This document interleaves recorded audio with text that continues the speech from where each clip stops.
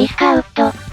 今回は圧政を敷くにゃんこのもと、開拓地送りにされたネズミたちの街づくりする世界。ネズミたちは厳しい未開の地を切り開き、にゃんこたちからの解放を手に入れることができるのか？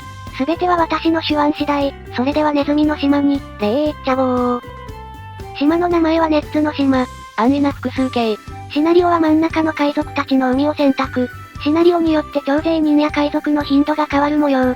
一部翻訳されてない。これ先行配信版なので製品版では治るかな？多分。おい。難易度は安心の標準難易度。いつもは高難易度選ぶくせに珍しいな。デモ版を事前に試したんだけど、標準難易度でも季節が冬になるとマジのギリッギリ。高難易度でやると容赦ない徴税で積みそうなので安全マージン取っております。先行配信で速攻第一部患者さすがに恥ずかしいぜ。で最後に初期面の乗組員。一匹一匹性格みたいなのがあるぜ。ランダムで入れ替えして良さそうなネッツを厳選。とはいえどれがいいかわからんのであからさまに悪そうなおせっかいや鈍足を省いたよ。得意分野とかもあるようだし個性豊かだ。では以上5匹で出航だー。おー。ふむふむ、これがネッツたちの入植地か。たくさんの小さい島が集まる諸島って感じだな。それではこの目の前の島の開発に取り掛かるぞ。で島に着くなり公爵様から港を建てろとお達し。チュートリアル的なあれ。いや待てこれこの島以外にも港建てれそうな。あ、できるっぽい。チュートリアル無視する的なのはやめとけ。後で絶対苦労するやつだ。てなわけで最初の島を見た感じ、この場所が野イチゴ生えてて良さそう。少し船から離れた場所。それではネッツの島、開港だー。名誉ある初期ネッツたちよ、上陸しサバイバルを開始するのだ。貴様たちの働き次第でここは楽園にも地獄にもなるぞ。やる気のなさそうなネッツたちのご入場。マイペース。公爵次は倉庫を建てろってよ。では港前のここに建てましょ。で丸太1本消費で階段が作れるので隣に設置。上に行ければ生えてるイチゴが取れるぜ。さあネッツよ、キリキリ働けー。暇そうだった奴らがいっぱい集まってきた。複数匹で協力して建設できるみたいだな。そしてしばらく待って倉庫が完成。完成まで結構時間かかった。こりゃ長丁場の町開発になりそうだ。で倉庫の完成を見計らったかのごとく補給船が到着。補給物資くれるのか、にゃんこ公爵太っ腹だな。無料のはずがあるか、2日後に金貨135相当の物資を支払ってもらうぞ。そんな立ちの悪い押し売りじゃねえか。しかも物資の価格は55、ほとんどが税金。にゃんこ君主制、見事なほどに圧政であった。徴税は待ってはくれない。急いで島の開発に取り掛かるぞ。まずは伐採場建設だ。何をするにも丸太は必要。ビーバーの世界と一緒だな。指定しなくても近くの木を伐採してくれるみたいだけど、まずはここを優先して伐採よろしく。で食料調達のため最終小屋をホイットな。つか腹減ったら近くなんだし自分でもいで食えよ。彼らは二足歩行するネッツ、変なところで文明人気取っております。野生を忘れたネズミ。公爵から労働者を2匹設定せよとお達し。報酬は新人1匹、こういうクエストもちょいちょい来るようだな。完成した最終小屋に早速2匹割り当て。おっとこのアイコンが施設の種類か、これが得意なネッツを割り当てましょ。コンパスアイコンのネッツを割り当てれば、1.5 倍くらいの働きをするようだな。得意な子を専任させるのが良さそうだね。お次は穴を掘ったり山を削ったりする採掘キャンプ。掘った鉱物は徴税の時にも渡せるし重要な物資。で完成したのでホイホイホイ。ネッツ割り当て。そして掘ってもらう範囲を指定。なんだけどこの時施設から掘りに行ける距離に制限があるのを知らず、欲しい石炭から遠い場所に建設してます。ボンミス。移民船が来たぞー。ようこそネッツの島へ。ってろくな正確な奴がいねえ。ブサ砲1匹狼に2匹に大食い、迷惑かけそうな奴ばかり。悲観主義もマイナス要素だけど働き手が欲しい。この子だけこの島で受け入れましょ。なお、受け入れにかかるコストは3銅7。3銅はこの島に住むネッツたちからの承認です。おっと3銅以外にも追加の税が。この世界の税はほんと世知辛い。オラー新入り、穴掘れー。船旅終了即穴掘り、この世界過酷すぎ。最大速でネッツが働く姿を眺める日々。せかせか働いてくれてるが父として開発が進まん。こら新入り、何サボっておるかー。ってこれ採掘範囲あるのか。レイムさん自分のボンミスに気づくの巻。鳥間上に行くための採掘やってもらいましょ。こっちの方も余裕ある時に聖地で。だが全く余裕などないサバイバルだぞ。結局鉱脈近くに建て直した。丸太3本を余分に使い再建築、一部施設は建設後移動できることを霊夢は知らない。そうなの？はい、ネッツの皆さん、一日お疲れした日没までの重労働ご苦労、さあ倉庫の飯を貪るがいい。初日は最終拠点を作るだけで終わってもうた。今夜寝泊まりする場所すらねえぜ。貴様らの作業が遅いせいだ、今日は野宿せい。せめて倉庫で寝させてあげて。高貴なるにゃんこ様への貢ぎ物も保管してるからダメ。ひでえ？さて今日の作業報告を確認しますか。ネッツたちは新たな暮らしにワクワクしてた気持ちとかで賛同してくれたようだ。同数の塾でブチギレてるけどね。おい。トリマ上限まで賛同を得てるので OK。こりゃ先が思いやられるぜ。さあネッツども起きろ。楽しい労働開始だー。過酷な開発2日目が始まる。クエスト報酬で1匹新入りゲット。地獄へようこそ。補給船が来たぞー。今回から3種類から選べるようになったみたい。一番課税されない安いのにしましょ。押し売り拒否も可能だが不況を買うことになる。さて新入りでダブル伐採システム導入っと。頑張って木を切れ、それが貴様らの家となるのだ。作業が遅い、今日も野宿せい。哀れネッツ、本日も野宿。結局資源集めだけで2日目も終了。地道な開拓。今日は昨日集めた丸太で家を建てるぞー。完成したら野宿脱却だ。徴税人が来たぞー。せっかく資材集めたのにもう徴収。最初は135とか言ってたのに、もう316まで跳ね上がってやがる。集めた石炭や銅鉱石だけじゃ足りない。仕方ない丸太も収めて勘弁してもらいましょ。家を建てるための大事な丸太なのに、でもこれでなんとか不況を買わずに済むぜ。怒りを買ったら何されるか分かったもんじゃない。穏便に収められればよしとしましょ。移民船が来たぞー。はっはっは、地獄の入り口にようこそ。おこいつ熟練職人か、何の役に立つかわからんが有能そうだ。こいつと完璧主義者の子を受け入れよう。後でキーマンとなると知らず、霊夢は熟練職人を適当に仲間にした。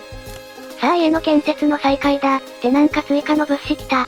補給物資なのに3択とは全部くれよ。補給させろ。で今回は板製の住宅の設計図をゲット。だが製材所すらねえがな。板すら作れぬ悲しい現状。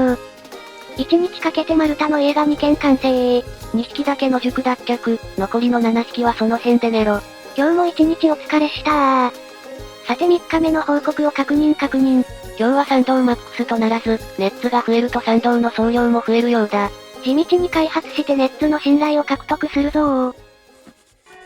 おっと公爵様から海賊の要求を拒否せよとのクエストが。こりゃ海賊襲来のフラグが立ったな。一体どうなることやら。採掘で掘った石3個で作れる石造りのシェルターの建設を開始。品質が低いので賛同が増えないが、コストの少ないリーズナブルなお家です。家5軒のクエが来たので速攻終了。報酬データと送信具なるものをゲット。全員分の家は完成せず今日も終了。お疲れしたー。野宿も減ってきて賛同もマックスに回復。意外と順調そうだ。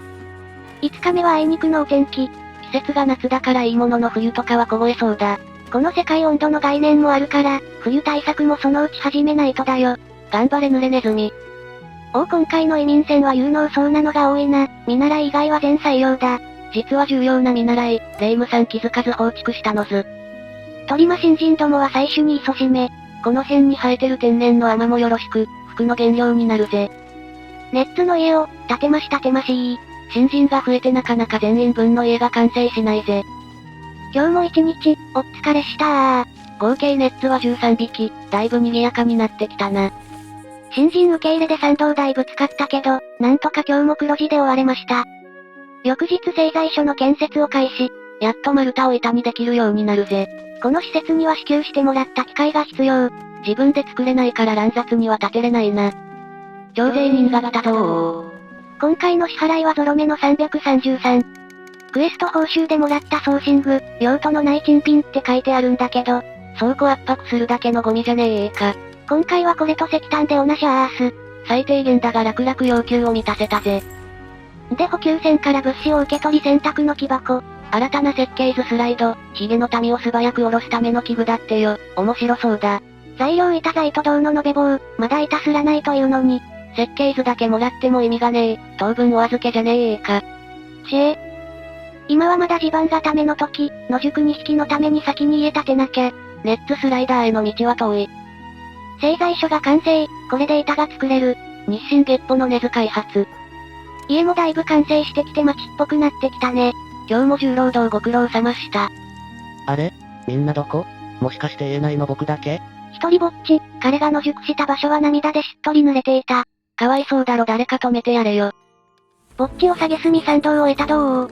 家を得たことで今の不満は汚れた体のようだ。初期面はもう7日風呂入ってないしね。汚ねひゃっはー、くっせい体で今日も働けー。衛生環境の改善を求める。てなわけで水浴び場の建設を開始。これ板が21枚もいるのかよ。できたばかりの板が消えてく。海賊が来たぞー。これが公爵がクエストで言ってた海賊か、89相当の物資を要求してきたぞ。これ支払わんと砲撃を受けるみたいだぞ。公爵に拒否しろと言われてる、断固拒否だ。うわマジで砲撃してきたぞー。せっかく軌道に乗り始めてたネッツたちの街が何も奪わず破壊だけするとかひでえ嫌がらせだ。壊された建物は少し資材出せば修理できるみたい。高コストの建物じゃなくて助かったぜ。はあ、また家建て直さなきゃ。なかなか全員分の家が揃わないぜ。なお海賊拒絶の報酬は機械3と丸太13本でした。壊されたが元は取れたぜ。移民船が来たぞー。叫ばんでもわから今回は3匹受け入れ。へへへ、今夜はぼっちじゃないぜ。やべ、移住したら野宿の上に変なのと二人きりかよ。海賊の残した爪痕で今夜も野宿者が。きつい一言でぼっちの心にも傷跡が残った。翌日水浴び場が完成。石鹸を使うかの設定があるぞ。そんな贅沢品はないよ。くっせい体をこすって磨け。お次は魚を釣るための釣り埠頭の建設に着手。釣りなら季節構わず食料が手に入りそうだ。板の在庫ができたので板の道を不整列。ネッツの移動速度はアップ。ちなみに道は高さを上げて設置することも可能。うまく使えば立体的な街も作れそうだ。貴様、何サボっておるかいや近所の野市を取り尽くしたようだ。じゃここは撤去。農業始めた方がいいかもだけど今は夏、冬は厳しいだろうし悩むねまあ釣りも始まるし大丈夫だろ。って釣りって見習いじゃないとできないの？素人は釣り禁止の厳しい世界だった。今日も一日お疲れした土砂降りの中完成した水浴び場で身を清めるネッツ。雨水で洗えばいいのに。謎のこだわり。明日からはここの伐採もよろ。開拓が進んで山もだいぶ切り開けてきたぜ。昨日気まずい思いをした2匹も家をあてがわれ、全員に住まいの提供ができました。次の問題は擦り切れた衣服だそうだ。自前の毛皮で頑張れ。そういう問題じゃねえよ。徴税官が来たぞー。今回も石炭をメインに渡して出荷。埋蔵量も限りがあるから早く何らかの産業を起こしたいな。移民船が来たぞー。釣り要員に見習いが欲しい。そう都合よくは来てくれない。見習いのくせに生意気な。お次は服がボロいとか言ってたから旗織り工房を建設しましょ。雨市で織物の街灯が2着作れるみたいだな。雨も天然で生えてたものを採取してるからいくらかは在庫あったかな？雨在庫46、原料は大丈夫そう。街灯の在庫はゼロ、早めに作ってやりたいな。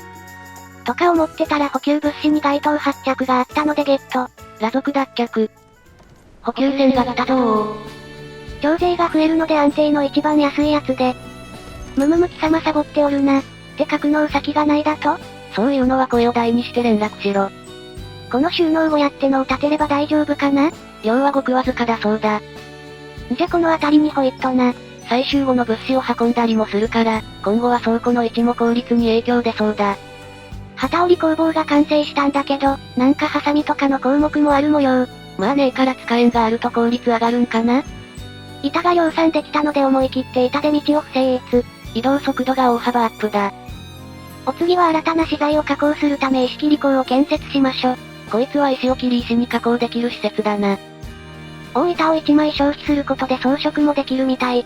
作業員が建設しなくても即時配置のお手軽アイテム。住民が喜ぶらしいので適当に置いときましょ。通り過ぎたが効果はないか？細かく見たら道の装飾は無料で即時できるみたい。ランタンやフェンスはなぜか無償、無から生えてきてんのか？ただで設置できるなら使おっと。不思議な力でネッツたちの街が華やかになった。支給物資の該当もありネッツ支持率マックス。旗織り工房も完成したししばらく衣服の心配はいらないぜ。ネッツ開拓10日目に突入。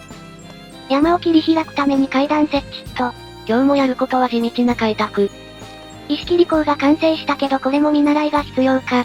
利用可能なネッツおらず。では10日の節目が終わったところでネッツの街を見ながら今回はここまで。この世界研究とかもあるんだけど今回だけではそこまで進まないほどボリューミー。やり込み要素が半端ないので完成した際にはものすごい年ができるかも。